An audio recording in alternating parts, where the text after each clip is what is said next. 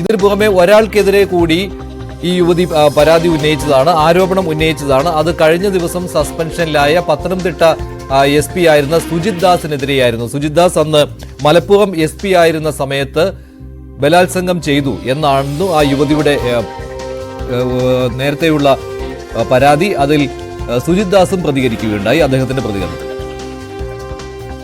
സാറിപ്പോ ഈ പൊന്നാനിയിലെ ഒരു സ്ത്രീയുടെ പരാതി വന്നിരിക്കുന്നത് SP ആയിരിക്കുമ്പോൾ താങ്കളും അതുപോലെ DYSP ബെന്നിയും ഒക്കെ അവരെ ബലാത്സംഗം ചെയ്തു എന്ന തരത്തില് 2 തവണ ബലാത്സംഗം ചെയ്തു എന്നാണ് താങ്കൾക്കെതിരെ ഈ സ്ത്രീയുടെ പരാതി. സ്ത്രീയെ താങ്കൾക്ക് പരിചയമുണ്ടോ?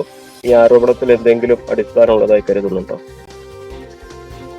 ഇത് ഇന്നത്തെ ദിവസം രാവിലെ ബ്രേക്ക് ചെയ്യുന്നതായിട്ട് ഞാൻ ശ്രദ്ധയിൽപ്പെട്ടിരുന്നു. അപ്പൊ എന്താണ് ഇതിന്റെ ബാക്ക്ഗ്രൗണ്ട് എന്നറിയാണ്ട് ഞാൻ എന്റെ ഓഫീസിൽ വെരിഫൈ ചെയ്തിരുന്നു. അപ്പൊ അതിൽ നിന്ന് എനിക്ക് മനസ്സിലാകുന്നത് ഇത് 2022 പൊന്നാനി പോലീസ് സ്റ്റേഷൻ പരിധിയിൽ നിന്നും വന്ന ഒരു പരാതിക്കാരിയാണ്. അപ്പോൾ ഇവർ വരുമ്പോൾ ഇവരുടെ പരാതിയുടെ വിഷയം എന്ന് പറയുന്നത് ഇവര് പൊന്നാനി ഇൻസ്പെക്ടർ ആയിട്ടുള്ള വിനോദ് എന്ന് പറയുന്ന ഇൻസ്പെക്ടർ ഇവരെ വീട്ടിൽ പോയി ബലാത്സംഗം ചെയ്തെന്നും അത് DYSP തിരൂരിനോട് പരാതി പറഞ്ഞിട്ട് നീതി ലഭിച്ചില്ല എന്ന് പറഞ്ഞിട്ടാണ് ഇവർ പരാതിയായിട്ട് എന്റെ ഓഫീസിൽ വരുന്നത്. ആ ഓഫീസിൽ വന്നതിന്റെ കാര്യം നിങ്ങൾക്ക് മലപ്പുറം DPO ഇല്ലേ, അവിടെ റിസപ്ഷനിസ്റ്റ് ആയിട്ടുള്ള വ്യക്തിയുടെ കയ്യിലുള്ള രജിസ്റ്റർ നോക്കിയാൽ പരിശോധിച്ചാൽ മനസ്സിലാകും. അപ്പൊ ഇവര് വന്നിരിക്കുന്ന പരാതിക്കാരിയും പരാതിക്കാരിയുടെ കുട്ടിയും അതുപോലെ തന്നെ അവരുടെ സഹോദരൻ എന്ന് പറയപ്പെടുന്ന ഒരു വ്യക്തിയും കൂടെ എന്റെ ഓഫീസിൽ വന്നതായിട്ടാണ് എന്റെ ധാരണ. അതില് നിങ്ങൾക്ക് കൃത്യമായിട്ടും അവിടെ ഡോർ PC ആയിട്ടുള്ള ആളുകളോടും എന്റെ ഓഫീസിലുള്ള വ്യക്തികളോടും ഒക്കെ തന്നെ ചോദിച്ചാലായിട്ട് ചിലപ്പോൾ മനസ്സിലാകുമായിരിക്കും. ഇവര് വന്നു, ഈ പരാതി പറഞ്ഞു. ഈ പരാതി ഞാൻ അന്വേഷിക്കാനായിട്ട് DYSP സ്പെഷ്യൽ ബ്രാഞ്ച് ആയിരുന്ന KM ബിജുവിന് ഞാനത് കൊടുത്തു. അദ്ദേഹം ഇന്ന് ഇപ്പോഴത്തെ തിരൂർ DYSP ആണ്.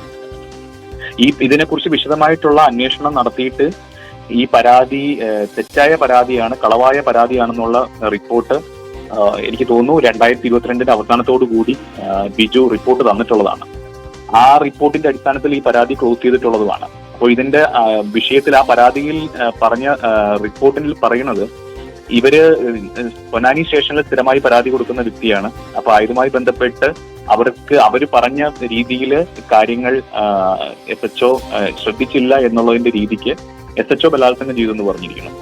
അങ്ങനെയാണ് ആ പരാതി തന്നത്. അതിനെക്കുറിച്ച് വിശദമായിട്ട് DYSP സുഷ്വാജ് അന്വേഷിച്ച് റിപ്പോർട്ട് തന്നിട്ടുള്ളതാണ്. അത് നിങ്ങൾക്ക് മലപ്പുറം DPOയുമായി ബന്ധപ്പെട്ടിട്ട് ആ റിപ്പോർട്ടുകൾ പരിശോധിക്കാവുന്നതാണ്.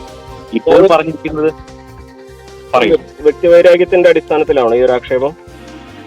ഇത് ഇപ്പോഴത്തെ ഒരു സാഹചര്യത്തിൽ, കാരണം അവിടെ നിന്ന് ഞാൻ ട്രാൻസ്ഫർ ആയി പോയിട്ട് ഏകദേശം 1 വർഷമാകുന്നു. ഇപ്പോൾ ഈ പരാതി വരുന്ന പ്രത്യേക സാഹചര്യം എന്താണെന്ന് എനിക്ക് മനസ്സിലാവുന്നില്ല. ഇപ്പോഴത്തെ പരാതിയിൽ ഇവർ തന്ന പരാതിയും അതിന്റെ ഡീറ്റെയിൽഡ് സ്റ്റേറ്റ്മെന്റും അന്നത്തെ DYSP സ്പെഷ്യൽ ബ്രാഞ്ച് റിപ്പോർട്ട് ചെയ്തിട്ടുള്ളതാണ്, മീൻസ് റെക്കോർഡ് ചെയ്തിട്ടുള്ളതാണ്. ഇപ്പോഴവർ പറയുന്നതിന്റെ അകത്ത് ഇൻസ്പെക്ടർ മാത്രമല്ല ബലാത്സംഗം ചെയ്തത്, DYSPയും SP-യും ചെയ്തെന്നൊക്കെ പറയുന്നു. അപ്പോൾ ഇത് വളരെ തികഞ്ഞ ഒരു ക്രിമിനൽ ഗൂഢാലോചന ഇതിന്റെ പിന്നിലുണ്ടെന്ന് ഞാൻ വിശ്വസിക്കുന്നു ഇപ്പോഴത്തെ ഒരു സാഹചര്യത്തില്. അപ്പോൾ അതിനെക്കുറിച്ച് വിശദമായിട്ട് അന്വേഷിക്കാനായിട്ട് ഞാൻ എന്തായാലും പരാതി ബഹുമാനപ്പെട്ട മുഖ്യമന്ത്രിക്കും അതുപോലെ സംസ്ഥാന പോലീസ് മേധാവിക്കും കൊടുക്കുന്നുണ്ട്. അതിനോടൊപ്പം തന്നെ ലീഗൽ ഒഫീഷ്യൽസിനോടും കൂടെ ചോദിച്ചതിന് ശേഷം ഇതുമായി ബന്ധപ്പെട്ടിട്ട് സിവിലായിട്ടും ക്രിമിനലായിട്ടുമുള്ള ഡിഫമേഷൻ നടപടികൾ അത് ചെയ്യാനായിട്ടും ഞാൻ അതിനെക്കുറിച്ച് ചെയ്യുന്നുണ്ട്. ഈ താങ്കൾക്കെതിരെ ഒരു ഗൂഢാലോചന നടന്നിട്ടുണ്ട്. PV അൻവർ MLA അടക്കമുള്ളവര് ഈ കുറെ ദിവസങ്ങളായി താങ്കൾക്കെതിരെ വ്യക്തിപരമായിട്ടുള്ള ആക്ഷേപങ്ങൾ ഉന്നയിക്കുന്നുണ്ട്. അപ്പോൾ ഈ ആരോപണങ്ങൾക്കും ഇപ്പോൾ ഉയർന്നു വന്ന ആരോപണങ്ങൾക്കും അങ്ങനെ അൻവറിന്റെ അടക്കമുള്ളവരുടെ പങ്കുണ്ടെന്ന് കരുതുന്നുണ്ടോ? അതിനെക്കുറിച്ച് ഇപ്പോൾ ഞാൻ സംസാരിക്കുന്നില്ല. കാരണം അതിനെക്കുറിച്ച് ഒരു ഉന്നത ഉദ്യോഗസ്ഥരുടെ ഒരു സംഘം തന്നെ അതിനെക്കുറിച്ച് അന്വേഷിക്കുന്നുണ്ട്. അപ്പൊ അതിനെക്കുറിച്ച് ഞാൻ പ്രതികരിക്കുന്നില്ല. പക്ഷെ ഇതിന്റെ അകത്ത് ഈ പറഞ്ഞ ഒരു ആരോപണം ഇത് ഒരു വ്യക്തിപരമായിട്ടുള്ള ഒരു നമ്മുടെ കുടുംബജീവിതത്തെ പോലും ബാധിക്കുന്ന രീതിക്ക് നമ്മുടെ ഓഫീസിൽ പരാതി തരാൻ വന്ന വ്യക്തി ഈ ക്യാമ്പ് ഓഫീസിൽ കൊണ്ടുപോയിട്ടൊക്കെ മറ്റു കാര്യങ്ങൾ ചെയ്തു എന്നൊക്കെ പറയുന്നത് ഇത് തികച്ചും നമ്മളെ തേജോവധം ചെയ്യാനായിട്ട് നമ്മളെ കടന്നാക്രമിക്കാനായിട്ടുള്ള കാര്യമായിട്ടാണ് ഞാൻ മനസ്സിലാക്കുന്നത്.